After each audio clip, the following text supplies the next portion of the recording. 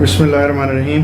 Anti biotics بہت زیادہ commonly use ہوتی ہیں اور اس کی استعمال کا طریقہ کار تھوڑا سا بگڑ گیا ہے۔ میڈیسن جو سی ہماری پریکٹس ہو رہی ہے اس کی حد تک بھی اور عام لوگوں کی حد تک وہ اس طرح سے کہ اینٹی بائیوٹکس جو سی ہیں یہ بہت ہی ٹارگیٹڈ ضرورت پڑنے پہ اور ود ایویڈنس موسٹلی استعمال ہونی چاہیے، لیکن پاکستان، بنگلہ دیش، انڈیا، ان تمام ممالک میں یہ جب بھی کوئی بخار ہوتا ہے تو اس کو کسی اینٹی بائیوٹک جسم میں کمی کا متبادل سمجھ کے اینٹی بائیوٹک شروع کر دی جاتی ہے۔ اس پریکٹس کو ختم کرنے کی ضرورت ہے۔ اینٹی بائیوٹکس بھی آپ کے معالج کے مشورے کے بغیر نہیں استعمال ہونی چاہیے ان اینی کیس، تمام کیسز کے اندر۔ ایگزامپل، گلے کی خرابی کوئی خاص آئی، اگلی دفعہ گلے کی خرابی آئی تو وہی اینٹی بائیوٹک استعمال کر لی جو پچھلی دفعہ کر لی تھی، لیکن آپ نہیں جانتے کہ وہ گلے کی خرابی جو سی ہے وہ پہلے ٹونسلز کی تھی، اب فیرنکس کی ہے، جسے ہم ٹونسلائٹس، فرنجائٹس، اپر ریسپائریٹری ٹریکٹ انفیکشن، برونکائٹس کہہ سکتے ہیں، لرنجائٹس ہو سکتا ہے، سائنوسائٹس، یہ اتنے سارے جو میں نے آئٹس کے لفظ بولے یہ سارے یہاں سے اوپر کے انفیکشنز ہیں، اور برونکائٹس نیچے کا انفیکشن ہے۔ ان تمام کے اندر ضرورت ڈفرینٹ ہوتی ہے اور بعض کا اینٹی بائیوٹک کی ضرورت ہی نہیں ہوتی۔ ایک وائرل انفیکشن ہوتا ہے جس نے کچھ وقت لینا ہے اور اس کے بعد اس نے ٹھیک ہو جانا، تو اس دوران میں آپ نے معالج کا مشورہ ضرور کرنا۔ نمبر 2، اینٹی بائیوٹکس بعض کا اس طرح یورینس کے انفیکشن سے ریلیٹڈ بھی یاد کر لی جاتی ہیں، اور جب یورین کا انفیکشن اگلی دفعہ بھی ہوتا ہے تو وہی استعمال کی جاتی ہیں۔ اس کے نتیجے میں ہوتا یہ ہے کہ عمومی طور پہ وہ پوری ڈوز استعمال نہیں کی جاتی، پوری دنوں کے لیے استعمال نہیں کی جاتی، اور اس کی انڈیکیشنز بھی غلط چوز کی ہوتی کیونکہ خود چوز کی ہوتی ہیں زیادہ تر۔ نتیجہ جراثیم سے آنے ہو جاتے ہیں۔ اگلی دفعہ جب وہ جراثیم کو وہ اینٹی بائیوٹک نظر آتی ہے تو ان کا رسپانس کم ہوتا ہے، اسے ہم اینٹی بائیوٹک ریزسٹنس کہتے ہیں۔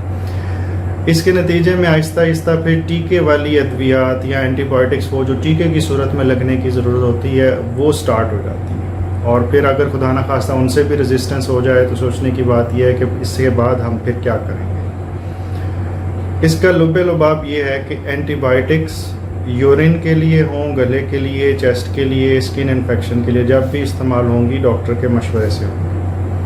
ایک چیز جو اس کے اندر میں ایڈ کرتا چلوں وہ یہ ہے کہ جو اینٹی بائیوٹکس آپ کے یورین کے انفیکشن کے لیے بعض اوقات استعمال ہوتی ہیں، اور کچھ لوگ ایسے ہوتے ہیں جنہیں بار بار یورین کا انفیکشن ہو رہا ہوتا ہے، اور اس کی وجہ یہ ہوتی ہے کہ شوگر کے مرض میں عمومی طور پہ مبتلا ہوتے ہیں، اور ان کا مثانہ جو ہے اس کے دیواروں کے بیچ میں جراثیم چھپ جاتے ہیں، سادگی کے ساتھ بلا۔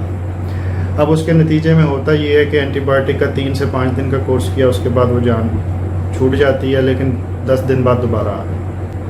اس کیس کے اندر کچھ ایسی اینٹی بائیوٹکس ہوتی ہیں جس کو لمبے عرصے استعمال کرنا ہوتا ہے، 21 دن تک فل ڈوز، اس کے بعد ایک آدھی گولی جو سی ہے مزید 2.5 مہینے استعمال کرنی پڑتی ہے۔ یہ اتنا بڑا اینٹی بائیوٹک کا کورس ہے، میں نام نہیں بتا رہا تھا کہ لوگ خود نہ شروع ہو جائیں اور زیادتی نہ ہو جائے، لیکن یہ بتانے کا مقصد یہ ہے کہ ہوتا یہ ہے کہ کئی ایسے مرض میں مبتلا لوگ ہوتے ہیں جو بڑے دور کے شہروں سے میرے تک آتے ہیں، ان کو میں اینٹی بائیوٹک لکھ کے دیتا ہوں کہ آپ کا مسئلہ تھوڑا سا بگڑا ہوا ہے، آپ نے یہ اینٹی بائیوٹک اتنے عرصہ اور اس کے بعد مزید 2.5 مہینے لیتے رہنا۔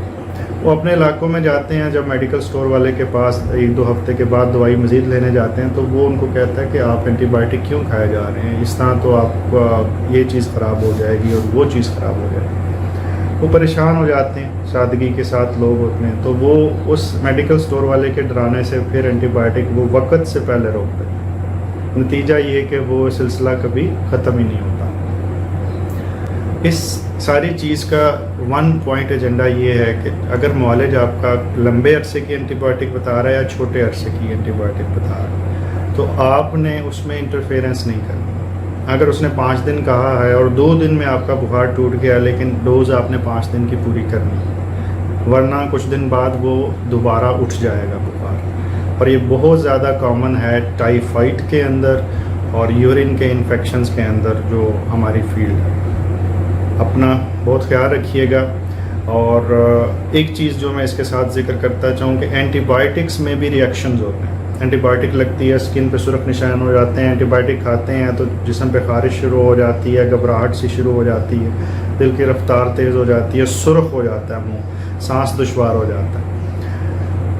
یہ ریئیکشن کی نشانی ہے، لیکن صرف گھبراہٹ ہونا اور کوئی خارش نہیں ہو رہی، سانس ٹھیک ہے، بی پی ٹھیک ہے، اس کا مطلب ریئیکشن نہیں ہے۔ یہ اینٹی بایوٹک کے ساتھ تھوڑی سی گھبراہٹ ویسے بھی ہو جاتی ہے. جن کو ریئیکشن ہو جاتا ہے وہ اینٹی بایوٹک جو سی ہے اس کی تصویر لے لیں اور ایک کاپی پہ لکھ لیں, کیونکہ وہ ڈاکٹر جو سا وہ چہرہ دیکھ کے مریض کا نیکسٹ ٹائم نہیں بتا سکے گا کہ آپ کو کس اینٹی بایوٹک سے ریئیکشن, وہ آپ ہی بتا سکتے ہیں. اپنے جسم کے ساتھ آپ نے ساری عمر گزارنی ہے, تو اس کا خیال رکھیں, اس کا ڈیٹا اکٹھا کریں, اور اگر ایسی کوئی چیز پتہ چلتی ہے جس سے آپ کا جسم جو سا ریئیکٹیو ہے تو وہ آپ لکھ لیں. اس طرح فیوچر کے علاج میں آپ کی ہیلپ ہو جائے گی.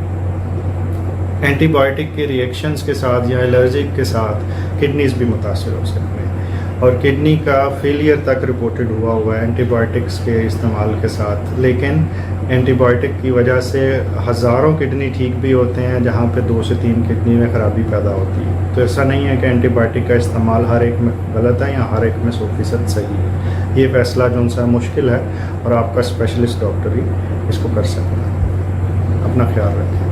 اللہ آپ کی زندگی میں آسانیاں پیدا کرے. Thank you.